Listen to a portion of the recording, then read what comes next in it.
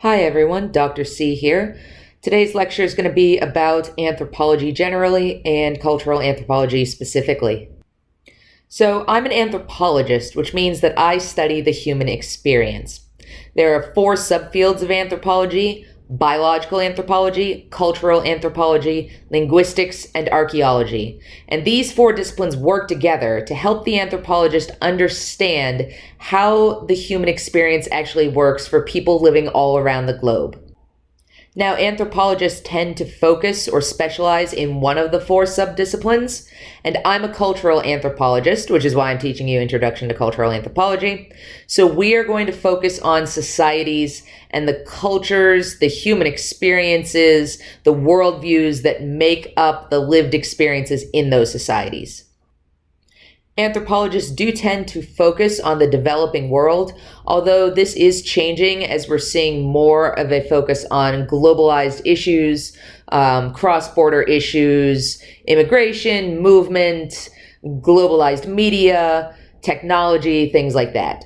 Still, there is a lot of emphasis in anthropology on looking at the lives of those in countries that are going through rapid economic or social change. So for now, let's focus specifically on cultural anthropology. And you might be wondering, well, wait a second, what's culture? That's a great question, actually.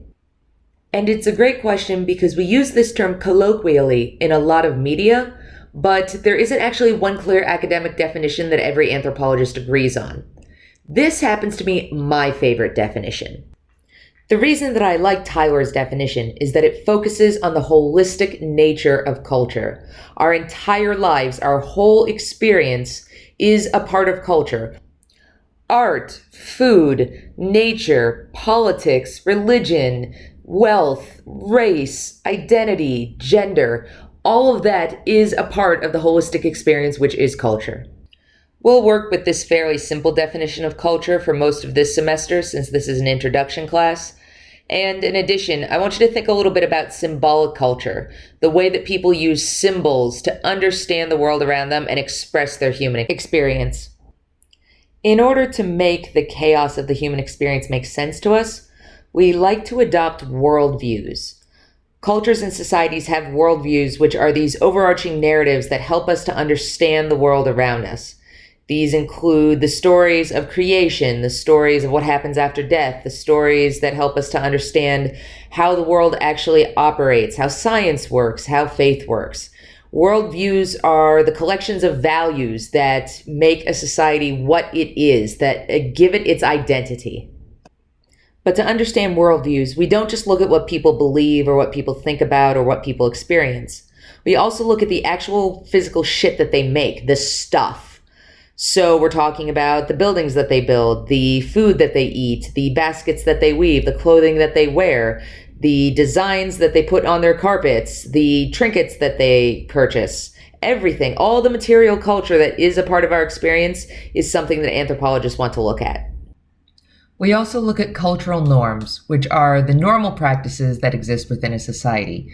They are the written and unwritten, most of the time unwritten rules about how you should behave within a culture.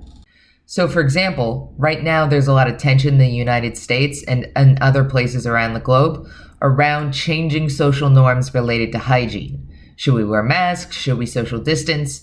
All of this is changing our normal behaviors, and that's really stressful for us as a society on the whole. So speaking of cultural norms, let's say you go to a different part of the world that has different cultural norms. There's a good chance you're going to experience culture shock.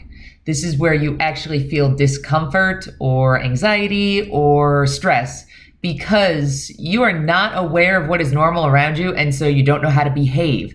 Basically, you don't know how to fit in, and you know you're the odd one out, and it feels really, really weird.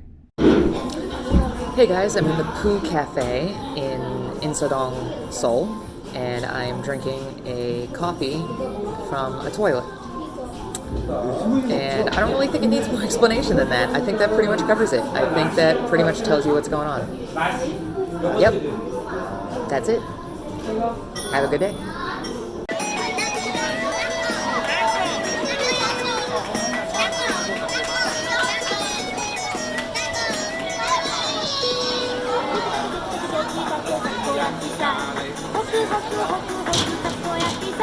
Luckily, when you're an anthropologist, you train yourself to not really experience the anxiety that comes with culture shock, but to just kind of roll with it and see what you can learn from it. And that's been very helpful for me in all the countries that I've traveled to. And one of the ways that anthropologists avoid feeling culture shock is by adopting a position of cultural relativism. This is basically the idea that we accept that different cultures and different societies do things differently, and it's not really for us to judge.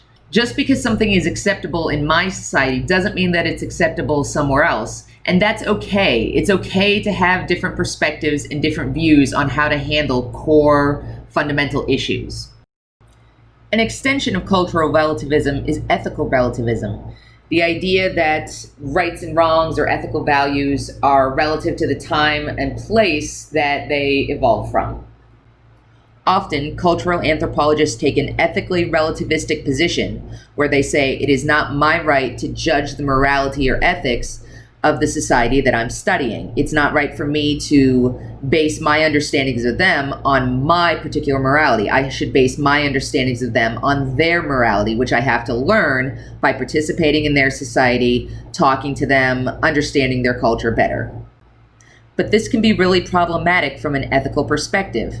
For example, what if you do your fieldwork in a society that allows for child abuse or honor killings, or other acts that you may have really serious ethical problems witnessing or interacting with? Then, should the anthropologist have a morally judgmental position? This is a very, very difficult moral question that a lot of anthropologists have to cope with. We'll have some debates about this hot topic a little bit later this semester. Ultimately, one of the goals of anthropology is to fight ethnocentrism. Ethnocentrism is the belief that your culture is superior to other cultures, whether that's based on racial identity or nationality or some other form of heritage. Ethnocentrism is about believing you're inherently better than other people just because of your background.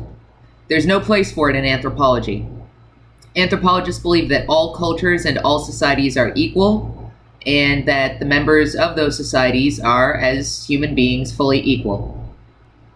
In this semester, one of the ways we'll be combating ethnocentrism is by taking a comparative perspective. A comparative perspective recognizes that there's great diversity in the human experience and that there's a wide variety of cultures and societies around the planet, all of which contribute to humanity in unique and interesting and valuable ways. I'm a comparative anthropologist, which means rather than focusing on one single society and digging deeply into that culture, I travel the world and experience certain events or certain ideas in all different societies in order to compare the differences and similarities between those societies. I focus on religion and other holy events, but other comparative anthropologists look at things like food or politics or economics and do the same kind of comparative analysis. All right, everyone, that's a wrap. Thanks for listening.